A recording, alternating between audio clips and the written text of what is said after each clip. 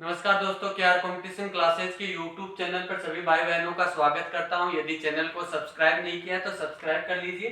आज अपन बात कर रहे थे संविधान का, जो टॉपिक पॉलिटिकल साइंस का ले रखा था उसमें अपन संवैधानिक इतिहास की बात कर रहे थे और ईस्ट इंडिया कंपनी के जो अंदर जो आए थे, उसके बाद में जो ब्रिटिश सरकार के तहत जो अधिनियम आए वो देख रहे थे। और आज अपन सबसे लास्ट अधिनियम भारत शासन अधिनियम 1935 देख रहे हैं। संवैधानिक सुधारों की श्रृंखला में ये अंतिम अधिनियम था। यह अधिनियम सबसे बड़ा अधिनियम था। यह अधिनियम सबसे बड़ा अधिनियम था।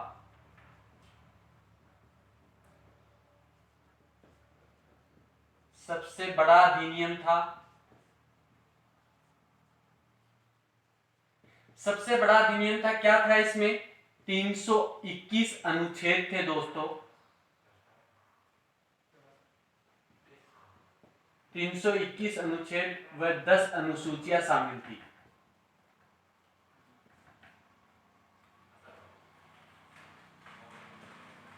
तो भारत शासन अधिनियम संवैधानिक सुधारों की श्रृंखला में सबसे अंतिम अधिनियम था, सबसे बड़ा अधिनियम था।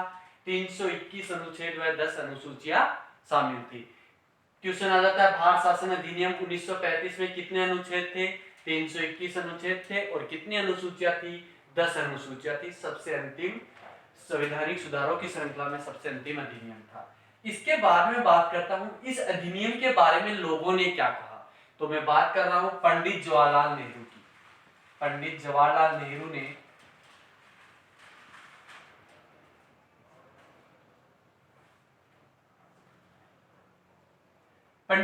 नेहरू ने इसे गुलामी का दास्ता पत्र भी कहा था, गुलामी का घोषणा पत्र कहा था। पंडित जवाहरलाल नेहरू ने इस अधिनियम को क्या कहा? गुलामी का घोषणा पत्र कहा था, या फिर दास्ता का घोषणा पत्र भी अपन बोल सकते हैं।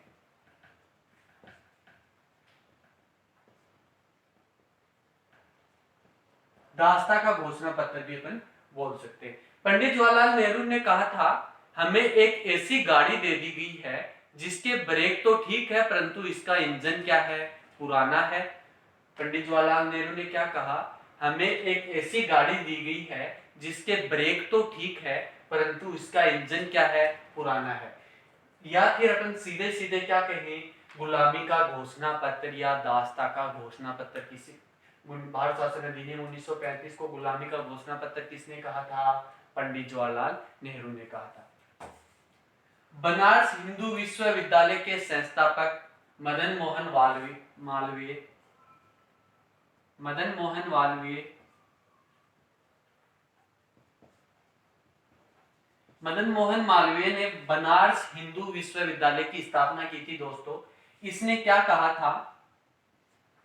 यह अधिनियम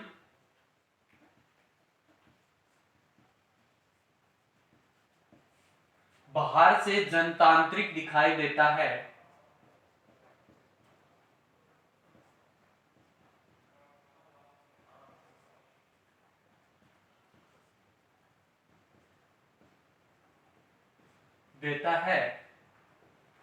परंतु अंदर से खोखला है।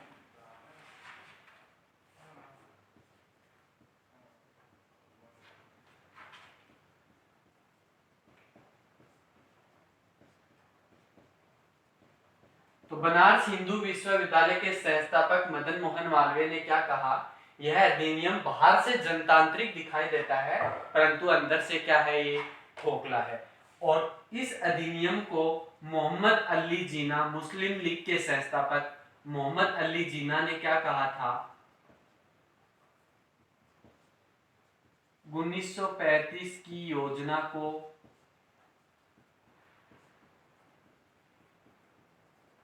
सड़ी हुई योजना कहा था। क्या कहा था दोस्तों?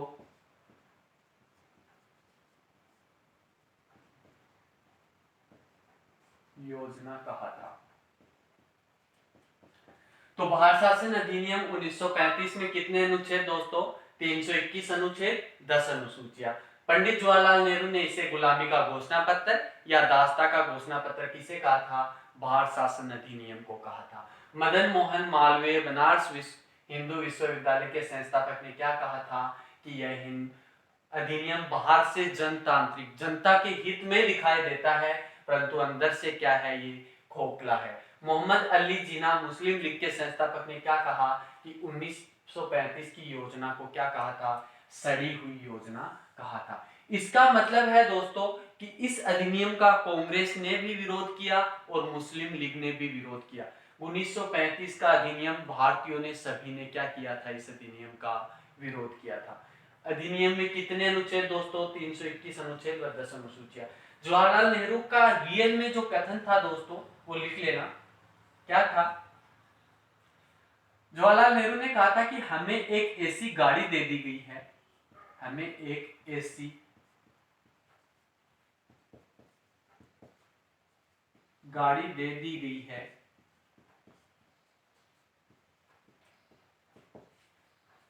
जिसके ब्रेक तो ठीक है,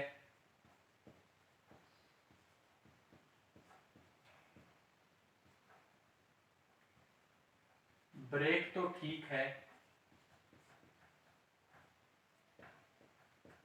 परंतु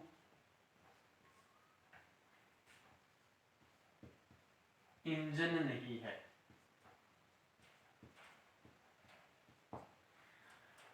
जवाहरलाल नेहरू ने क्या कहा, हमें एक ऐसी गाड़ी दे दी गई है जिसके ब्रेक तो ठीक है परंतु इंजन नहीं है। साथ में याद रखना दोस्तों, मौलिक अधिकारों की मांग भी भारत शासन अधिनियम 1935 में जवाहरलाल नेहरू ने क्या किया था, मौलिक अधिकारों की मांग की थी दोस्तों। किसकी मांग की थी, मौलिक अधिकारों की मांग की थी दोस्तों।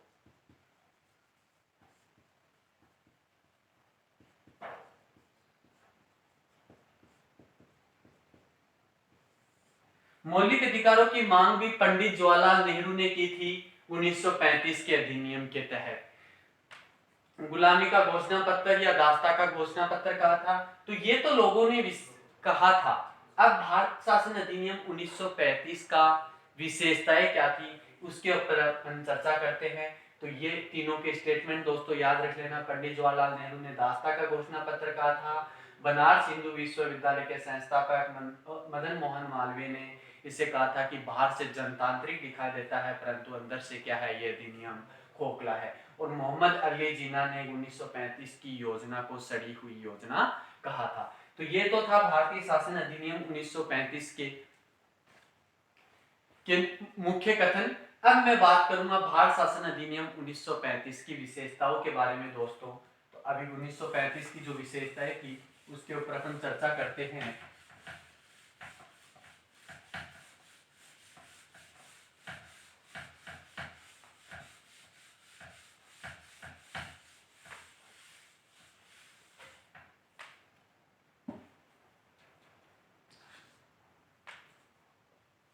तो पहली जो विशेषता है वो ये है कि भारत में संघीय न्यायालय की स्थापना की गई। भारत में संघीय न्यायालय की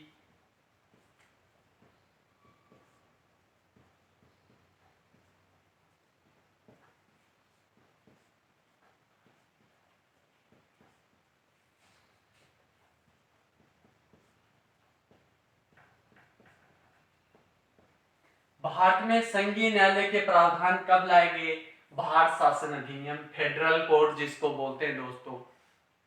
देखो दोस्तों, संघीय न्यायालय क्या होता है कि पूरी इंडिया की जितने भी रियासत प्रांत थे उनका सबका कंट्रोल किससे हो, संघीय न्यायालय से हो। एक ही जगह उसकी सुनवाई के, कि पूरे संघ की, पूरे देश का एक न्यायालय स्थापित करने की बात थी। और संघीय न्यायालय के प्रावधान कब आए थे दोस्तों, 1935 में आए थे। भारत में संघीय न्यायालय के प्रावधान 1935 में आए के भारत शासन अधिनियम में आए थे। परंतु जब दोस्तों इस संघीय न्यायालय की स्थापना की बात करूं तो संघीय न्यायालय की स्थापना दोस्तों 1 अक्टूबर 1937 को हुई। 1 अक्टूबर 1937 को दोस्तों कहां हुई, 1 अक्टूबर 1937 को दिल्ली में इसकी स्थापना हुई। कहां पे हुई दोस्तों, तो भारत में संघीय न्यायालय की स्थापना 1 अक्टूबर 1937 को हुई। कहां पे हुई दोस्तों, दिल्ली में। प्रावधान कब आए दोस्तों, 1935 में आए। और जो पहला मुख्य न्यायाधीश जिसको बनाया गया, संघीय न्यायालय का प्रथम मुख्य न्यायाधीश, प्रथम मुख्य न्यायाधीश किसको बनाया गया दोस्तों?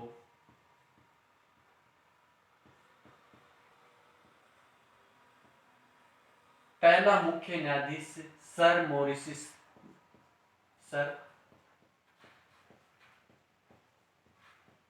मोरिसस गवेयर को बनाया गया दोस्तों। तो भारत में प्रथम मुख्य न्यायाधीश किसका, संघीय न्यायालय का प्रथम मुख्य न्यायाधीश किसको बनाया गया दोस्तों? सर मोरिसस गवेयर को बनाया गया। संघीय न्यायालय की स्थापना 1 अक्टूबर 1937 को कहां पे हुई दोस्तों? दिल्ली में हुई। और संघीय न्यायालय के प्रावधान कब आए? भारत शासन अधिनियम 1935 में आए। ये तो मुख्य बात थी। अब ये जो संघीय न्यायालय है, अब ये दिल्ली में क्या बन गया है दोस्तों? सुप्रीम कोर्ट, सर्वोच्च न्यायालय की जो जब स्थापना की बात आई तो संघीय न्यायालय को ही क्या बना दिया गया दोस्तों? सर्वोच्च न्यायालय। संघीय न्यायालय को सर्वोच्च न्यायालय व्यवहारिक रूप से कब आया दोस्तों? ये 28 जनवरी 1950 को आया था दोस्तों। 28 जनवरी 1950 को व्यवहारिक रूप से आया, जबकि कागजों में कब आया गया था दोस्तों? याद रखना, सर्वोच्च न्यायालय 26 जनवरी 1950 को आया, परंतु व्यवहारिक रूप से 28 जनवरी 1950 को आया। और संघीय न्यायालय के जो प्रावधान, संघीय न्यायालय को क्या बना दिया गया? सुप्रीम कोर्ट, सर्वोच्च न्यायालय बना दिया गया। क्या बना दिया गया दोस्तों? सर्वोच्च न्यायालय बनाया दिया गया। और प्रथम भारतीय सर्वोच्च न्यायालय का मुख्य न्यायाधीश जिसको बनाया गया, सर्वोच्च न्यायालय का, वो किसको बनाया गया दोस्तों? प्रथम मुख्य न्यायाधीश बनाया गया एच.जे. कानिया। हीरालाल जयकिशोर कानिया को क्या बना दिया गया दोस्तों? प्रथम मुख्य न्यायाधीश किसका? सर्वोच्च न्यायालय का। संघीय न्यायालय किस गए? सर्वोच्च न्यायालय कब आया दोस्तों? रियल में तो कागजों में 26 जनवरी 1950 को आया, परंतु व्यवहारिक रूप से कब आया दोस्तों? 28 जनवरी 1950 को आया। संघीय न्यायालय की स्थापना 1 अक्टूबर 1937 को दिल्ली में हुई, और जिसका वर्तमान में क्या कहा जाता है? अभी सर्वोच्च न्यायालय जिस जगह पे है पहले वही क्या हुआ करता था? संघीय न्यायालय हुआ करता था। और सर्वोच्च न्यायालय का प्रथम मुख्य न्यायाधीश कौन बना? हीरालाल जयकिशोर कानिया, एच.जे. कानिया को बनाया गया। तो भारत में संघीय न्यायालय के प्रावधान लाए गए। दूसरा क्या आया? दूसरी विशेषता देखिए, भारत शासन अधिनियम 1935 की दूसरी विशेषता क्या थी? भारत में मुद्रा व साख के नियंत्रण के लिए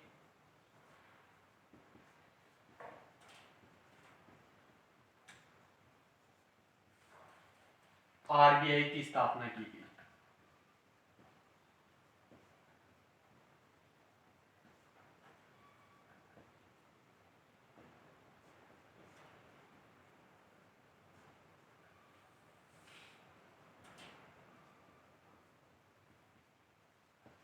देखिए दोस्तों, भारत में मुद्रा व साख के नियंत्रण के लिए आरबीआई की स्थापना कौन से अधिनियम के तहत की गई? भारत शासन अधिनियम 1935 के तहत की गई दोस्तों। 1900। अब ये दोस्तों, साख से आप क्या समझते हो? साख होती है वित्तीय एक समितियां होती है, आय प्रति व्यक्ति आय जो जिसका कंट्रोल करती है, और मुद्रा रुपए पैसा का जो कंट्रोल करने वाली शाखा रिजर्व बैंक ऑफ इंडिया की स्थापना के प्रावधान कब आए? भारत शासन अधिनियम 1935 के। और जो प्रथम अंग्रेज गवर्नर जिसको बनाया गया इसका, आरबीआई का प्रथम अंग्रेज गवर्नर जो बना दोस्तों, वो बना ऑसबर्न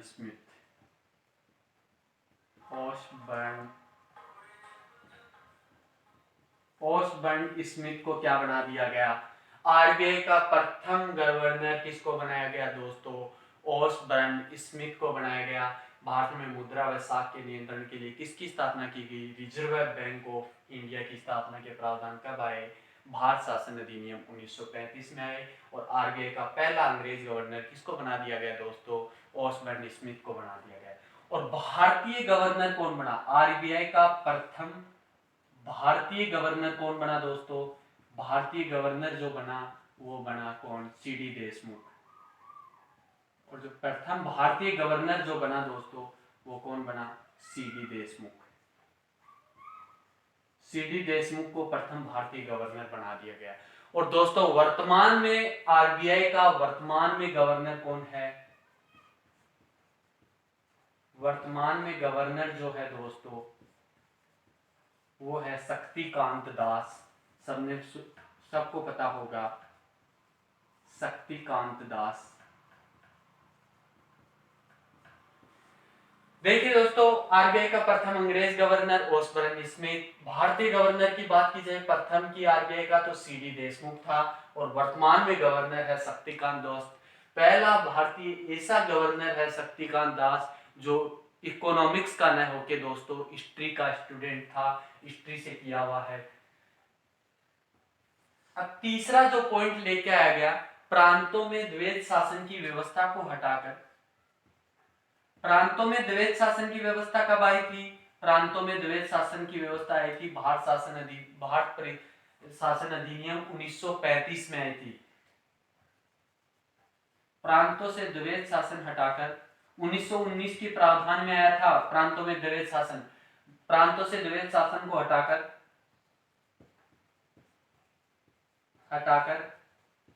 केंद्र में द्वैध शासन की स्थापना की गई।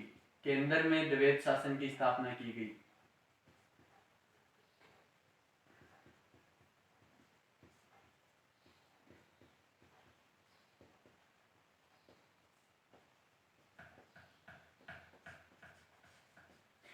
तो प्रांतों में द्वैध शासन को हटाकर केंद्र में द्वैध शासन की स्थापना की गई कब? भारत शासन अधिनियम 1935 के अंदर।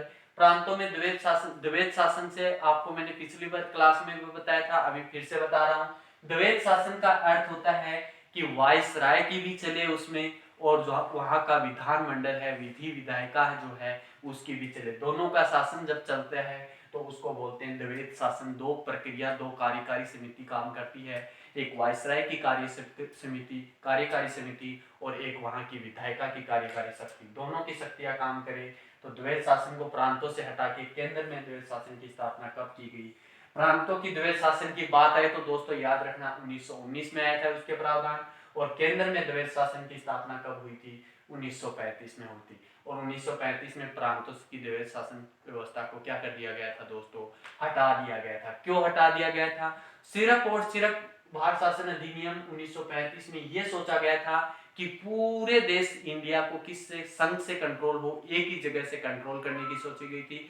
संघात्मक शासन व्यवस्था लाने की सोची थी, परंतु वो क्या हो गई? विफल हुई दोस्तों वो योजना। क्यों हुई? क्योंकि रियासतों ने इसका क्या किया था? विरोध किया था। सभी की सभी रियासतों ने इसका विरोध किया था अंग्रेजों का। और इसलिए ये जो संघीय न्यायालय भी उसी लिए लेके आए गए थे कि सब पूरे देश को एक जगह से कंट्रोल किया जाए, परंतु रियासतों ने इसका विरोध किया। इसके कारण संघीय शासन व्यवस्था क्या हो गई दोस्तों? विफल हो गई। याद रखना भारत शासन अधिनियम 1935 में संघीय शासन व्यवस्था के प्रावधान आए थे, परंतु दोस्तों वो क्या हुआ? विफल हुआ, क्योंकि रियासतों ने उसका क्या किया था? विरोध किया था। और जो पांचवा पॉइंट जो है, भारत में प्रांतों में 6 प्रांतों में द्विविधान मंडल की व्यवस्था की गई।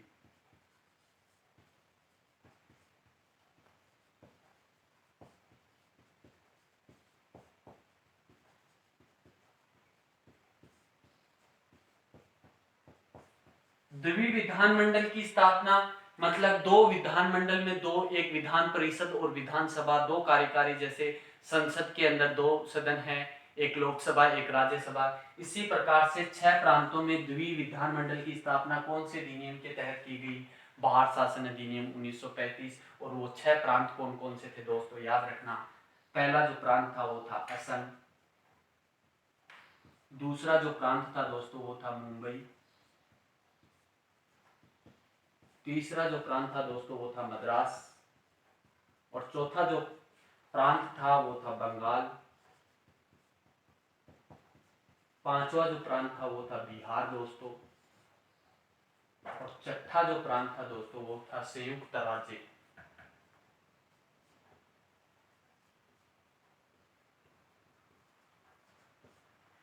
तो देखिए दोस्तों, ये होगी भारत शासन अधिनियम 1935 की मुख्य विशेषताएं। अब मैं भारत शासन अधिनियम 1935 को एक बार फिर से रिपीट कर देता हूँ।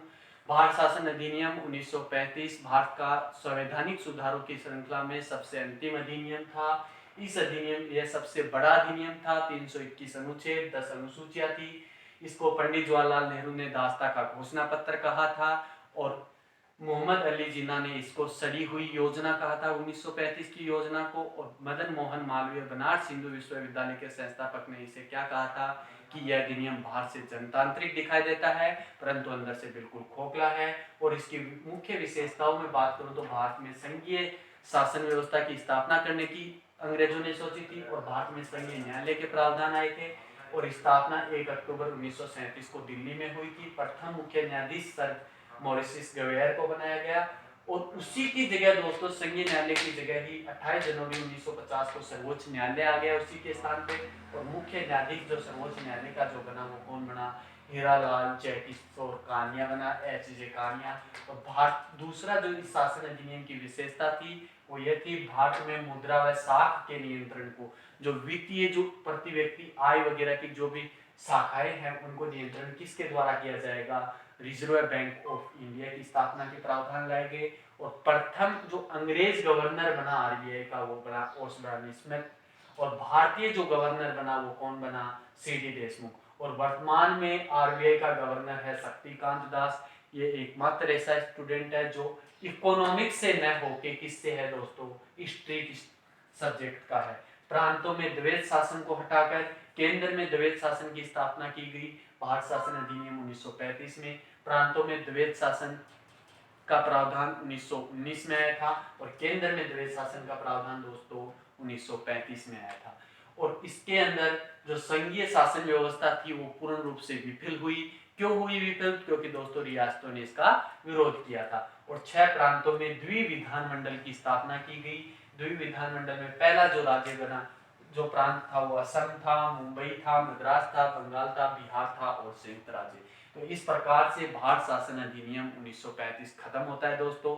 और अब मैं बात करने जा रहा हूँ भारतीय संविधान के निर्माण के अंदर संवैधानिक इतिहास का टॉपिक खत्म हुआ। संवैधानिक इतिहास की ये आज मेरी 5वीं क्लास थी और आप इसको पूरे को एक साथ आप पढ़ सकते हो। सारी क्लासेज में आपको प्ले लिस्ट में पॉलिटिकल साइंस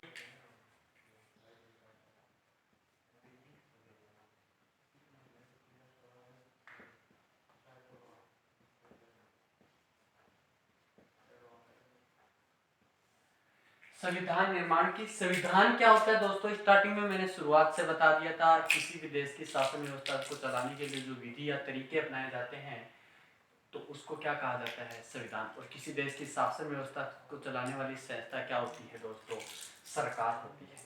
तो ये संविधान निर्माण की मैं बात कर रहा हूँ। तो संविधान दोस्तों 2 प्रकार का होता है। संविधान कितने प्रकार का होता है दोस्तों? संविधान 2 प्रकार का होता है। एक संविधान होता है लिखित संविधान और एक होता है दोस्तों अलिखित संविधान।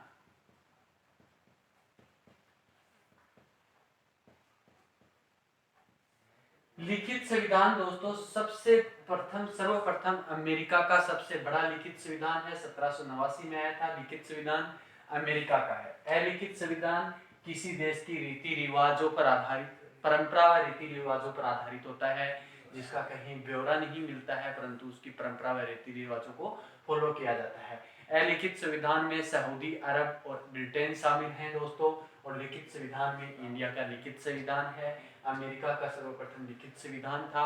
1789 में अमेरिका का लिखित संविधान था।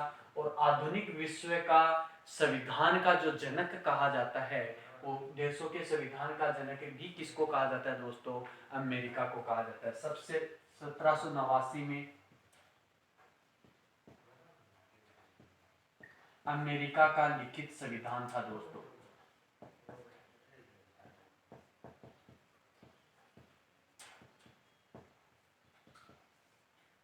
आधुनिक विश्व की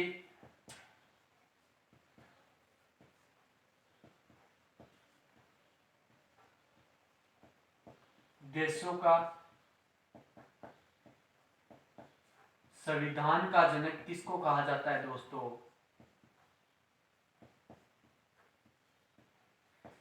संविधान का जनक भी दोस्तों अमेरिका को कहा जाता है। अलिखित संविधान क्या होता है? परंपरा व रीति रिवाज पर आधारित संविधान होता है। परंपरा व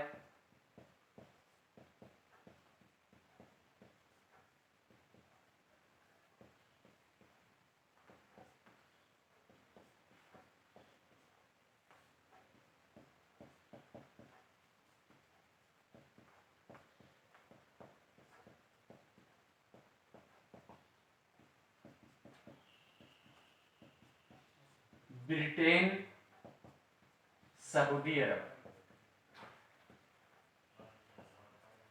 तो देखिए दोस्तों, 1789 का अमेरिका का संविधान लिखित संविधान था सबसे पहले, और आधुनिक विश्व के देशों के संविधान का जनक भी किसको कहा जाता है दोस्तों? अमेरिका को कहा जाता है।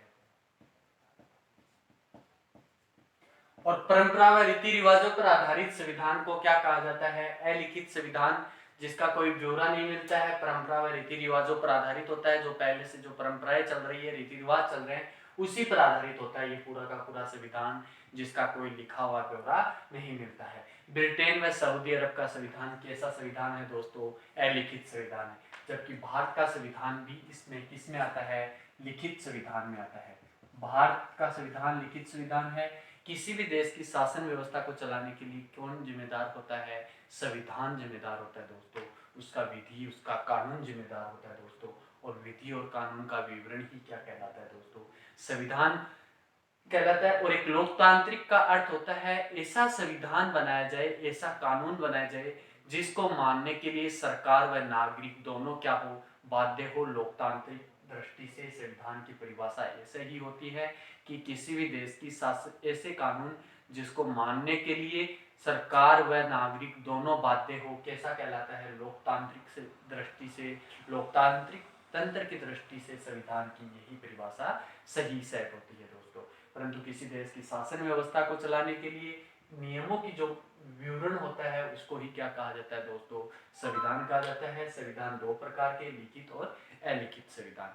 अब मैं बात करूंगा कि भारत के लिए संविधान की मांग करने वाला व्यक्ति कौन था। तो दोस्तों 1895 में बाल गंगाधर तिलक ने किसकी मांग की थी? संविधान की मांग की थी दोस्तों। 1895 में बाल गंगाधर तिलक ने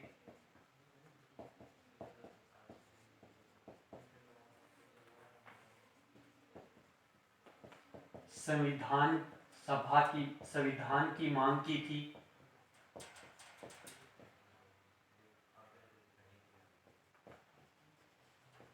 और 1895 में बाल गंगाधर तिलक ने जब संविधान की मांग की थी, तो एक विधेयक, कौन से विधेयक में की थी? स्वराज विधेयक में। कौन से विधेयक में दोस्तों?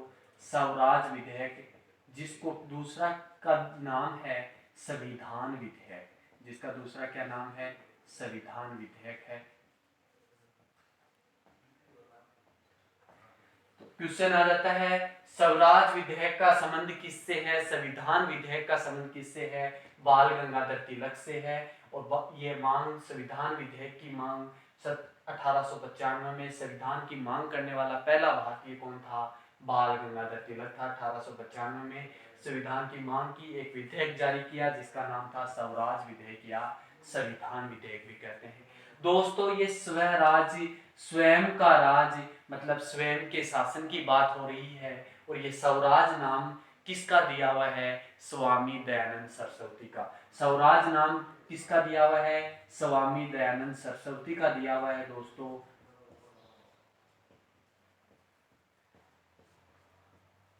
परंतु इसका सार्वजनिक जो उपयोग किया गया, स्वराज नाम किसने दिया? स्वामी दयानंद सरस्वती ने। परंतु सार्वजनिक उपयोग किसने किया इसका? बाल गंगाधर तिलक ने किया दोस्तों।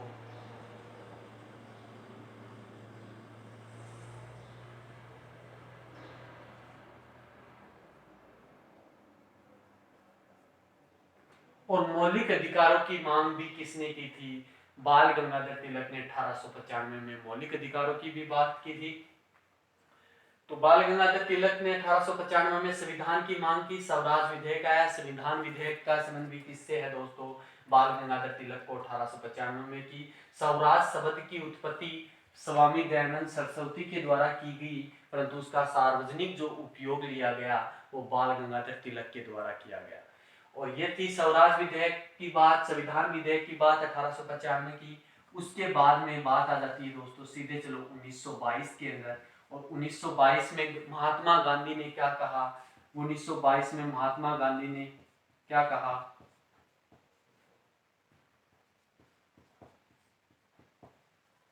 महात्मा गांधी ने कहा कि भारतीयों का संविधान भारतीयों के द्वारा बनाया जाना चाहिए, न कि अंग्रेजों के द्वारा।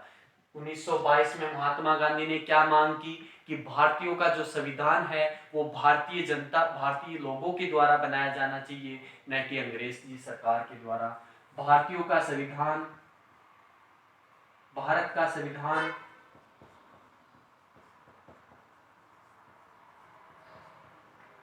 भारतीयों के द्वारा बनाया जाना चाहिए।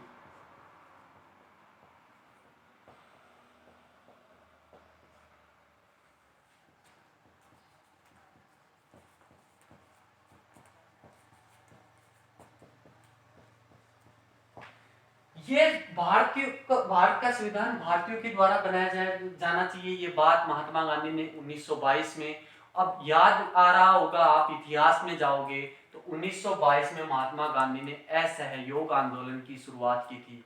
दोस्तों याद आ रहा होगा आपको, असहयोग आंदोलन में ये बात कही थी,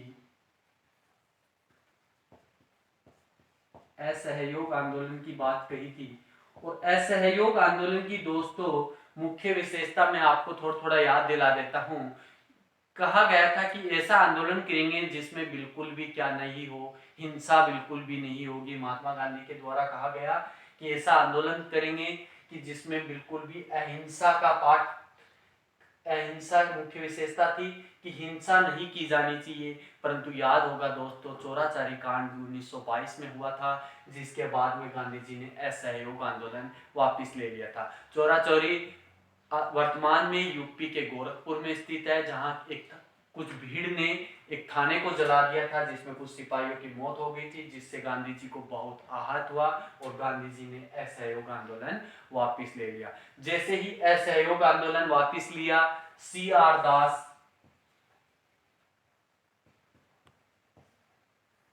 सी आर दास व मोतीलाल नेहरू क्या हो गए,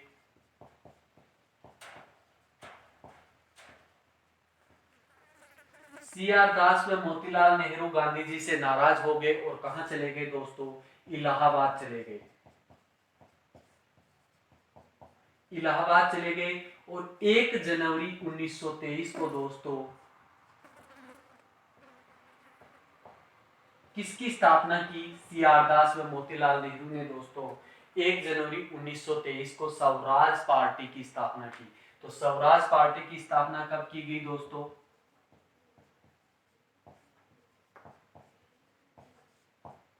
स्वराज पार्टी की स्थापना 1 जनवरी 1923 में सी आर दास व मोतीलाल नेहरू के द्वारा इलाहाबाद में की गई थी। दोस्तों क्या हुआ था, 1922 में असहयोग आंदोलन किया जा रहा था गांधी जी के द्वारा, जिसकी मुख्य विशेषता क्या थी कि इस आंदोलन में कोई भी हिंसा नहीं करेगा, शांतिपूर्वक ढंग से आंदोलन किया जाएगा।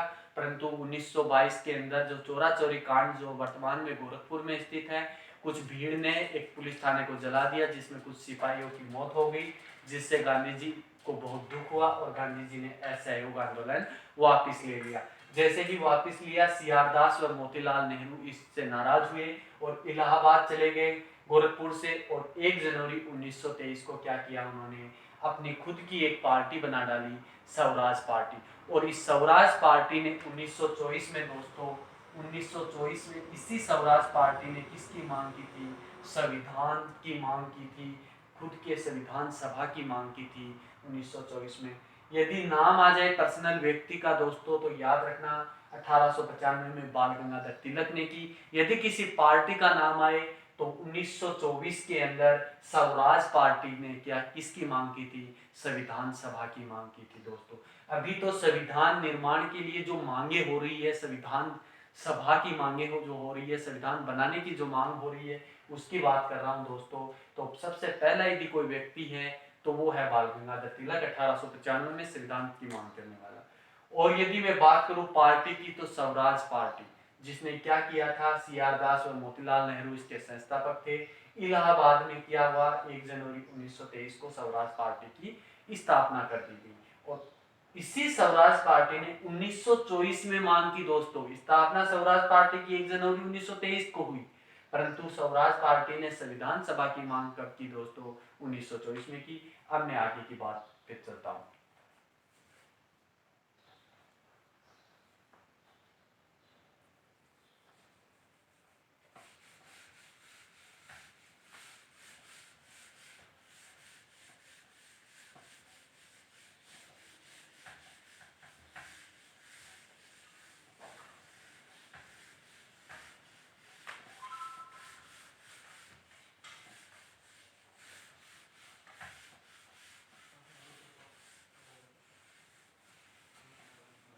अब जो मेन बात है,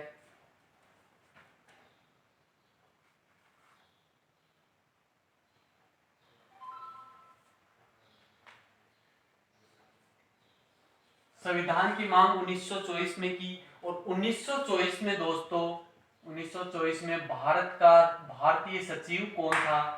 भारतीय सचिव दोस्तों था जो ब्रिटिश जो हुकूमत थी, ब्रिटिश पार्लियामेंट में भारतीय सचिव हुआ करता था लॉर्ड बर्कनहेड। लॉर्ड बर्कनहेड भारतीय सचिव था, जिसने क्या कहा था कि वे भारतीय जिनको संविधान का कोई बोध नहीं है।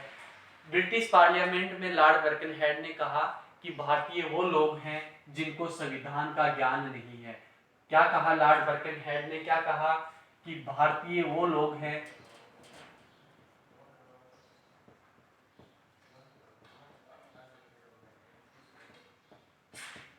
जिनको संविधान का बोध नहीं है, जिनको संविधान का ज्ञान नहीं है।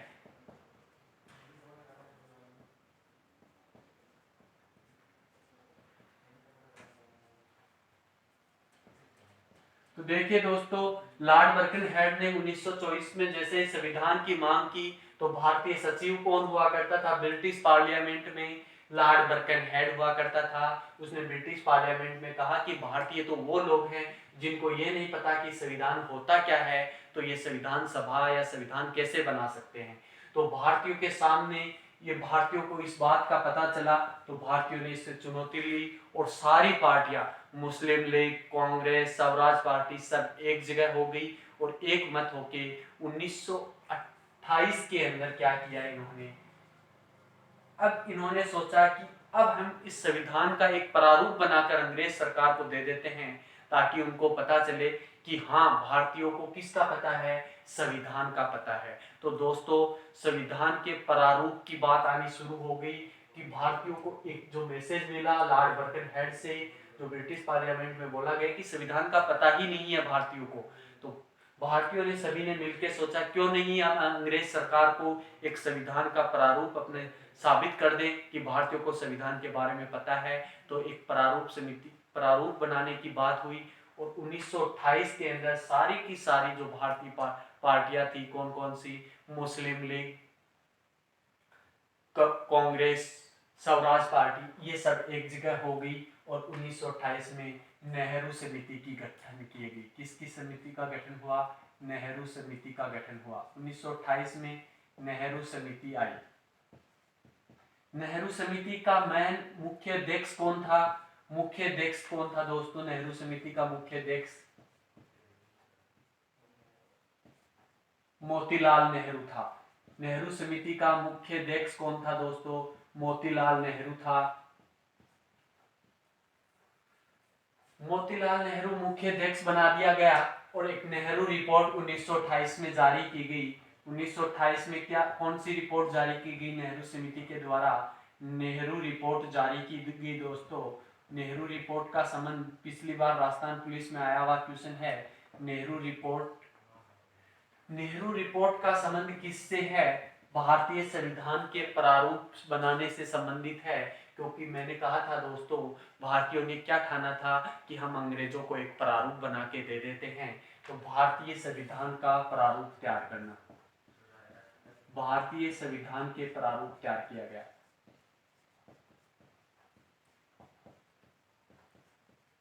प्रारूप से संबंध है।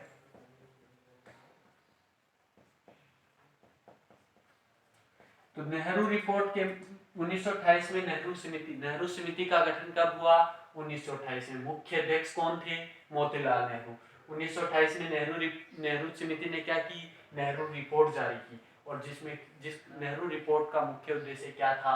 भारतीय संविधान का प्रारूप से संबंध था। नेहरू रिपोर्ट का उद्देश्य का संबंध किससे था? भारतीय संविधान के प्रारूप से संबंध था। तो ये थी नेहरू रिपोर्ट। इसके बाद में 1934 की बात करता हूं दोस्तों, और 1934 में एम एन राय हुआ करता था दोस्तों। और एम एन राय ने क्या की?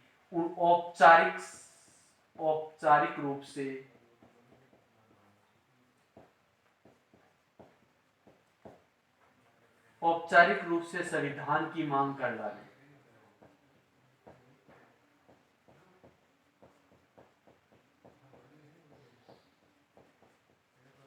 तो 1934 में एम एन राय के द्वारा औपचारिक रूप से संविधान की मांग, क्वेश्चन आ जाता है औपचारिक रूप से संविधान की मांग कौन से ईयर में की गई?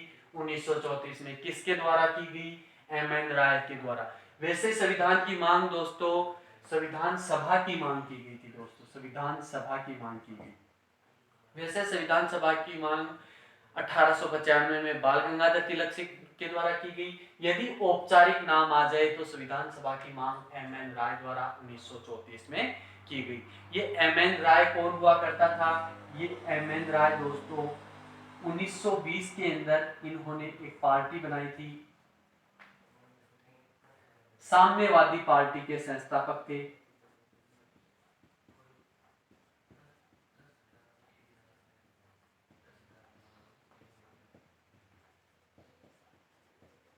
साम्यवादी पार्टी के संस्थापक कौन थे? एम एन राय थे। 1920 में स्थापना कहां पे की थी साम्यवादी पार्टी की? ताशकंद में की थी दोस्तों, ताशकंद में की थी। और भारत में कब आई ये साम्यवादी पार्टी? भारत में 1925 में ये साम्यवादी पार्टी किस में आई? भारत में 1925 में आई दोस्तों। भारत में कब आई ये पार्टी साम्यवादी पार्टी? 1925 में। और ताशकंद में कब थी दोस्तों? 1920 में। ताशकंद में साम्यवादी पार्टी का संस्थापक कौन था? एम एन राय के द्वारा साम्यवादी पार्टी। ये साम्यवादी पार्टी दोस्तों क्यों स्थापित की गई? कि इसका मुख्य उद्देश्य था पूंजीवाद को समाप्त करना। जो था जितना अमीर है अमीर होते जाओ, गरीब है गरीब होता जाएगा। पूंजीवाद से संबंध था, किसी को कोई लेना देना नहीं, आप कैसे कमा रहे हो पूंजी। तो पूंजीवाद का संबंध किससे था? पूंजीवाद को खत्म करने के लिए साम्यवादी पार्टी की स्थापना की गई। किसके द्वारा की गई दोस्तों? एम एन राय के द्वारा। कहां पे? ताशकंद में की गई 1920 में। भारत में कब आई ये पार्टी?